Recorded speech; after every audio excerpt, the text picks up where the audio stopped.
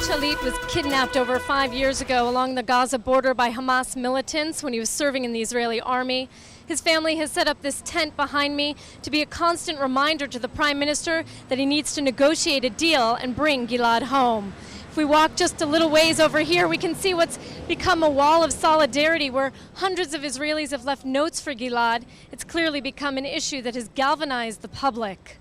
Gilad is being held, I can't tell you where because nobody knows where, nobody knows how, no doctors that we know of. We don't know what he eats. And as far as us Israelis are concerned, he's our son. Because it could be anybody's son. It could be my son tomorrow.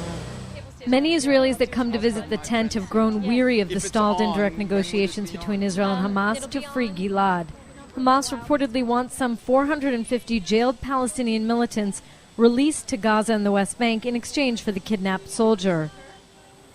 Israel says that number is too high and that some militants must be deported. Israel has also insisted that those directly involved in terrorist attacks, ones with blood on their hands, won't be released at all. Israelis were reminded again last week that the danger of soldiers being kidnapped by Palestinian militants is still very real. Handcuffs were reportedly found on some of the militants killed in last week's terrorist attacks near Eilat, suggesting another soldier, another Gilad Shalit, may have been their goal. Many here at the tent feel Prime Minister Benjamin Netanyahu is not making Gilad's release a high enough priority. I want to see results. I want to see Gilad back at home with his family and not in Gaza with nobody knows what's going on with him. Every day, Gilad's dad, Noam, comes to the tent to keep the cause of his son's freedom alive. Noam has organized nationwide rallies and marches on behalf of Gilad. He's lobbied lawmakers and Jewish leaders abroad. He's even asked the White House and the French president for help. The day we visited the tent, there were new reports that negotiations for Gilad's release had resumed in Cairo.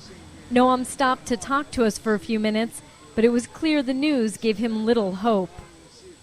Well, Israel releases thousands of prisoners and terrorists from Israeli jails. 2 weeks ago, there were more than 200 of them were released from the jails. From the day that Gilad was kidnapped, there were thousands of Palestinian prisoners that were released from Israeli jails from all kinds of reasons. Some of them just gesture for the holidays and others. Mm-hmm. Do you think that today with all the upheaval in the Arab world and all the upheaval, the Arab Spring, things that are happening in Egypt and Syria, in Yemen, and now the protests here in Israel, do you think this is going to put any pressure on the Prime Minister to maybe make a move? Well, I'm not a commentator. I'm just a father that his son has been held in captivity with no human rights for over 5 years. Do you think he's still alive?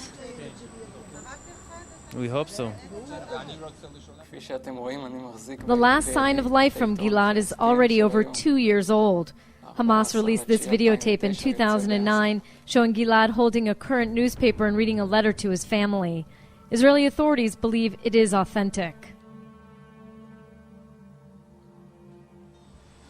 Noam is determined to wait in this tent day in and day out until the government brings his son home. Many speak of his astounding strength and perseverance. Some of that may come from the strangers, like this man, Neil, who come by every day to offer Noam comfort. Well, I want to tell him that me and my family are thinking about him and Gilad every day. And I'm here to be with them. I feel very sad for the family. Everyone is hoping and praying that one day soon, the country will celebrate in this tent with Noam and Gilad. Jordana Miller, JN1, Jerusalem.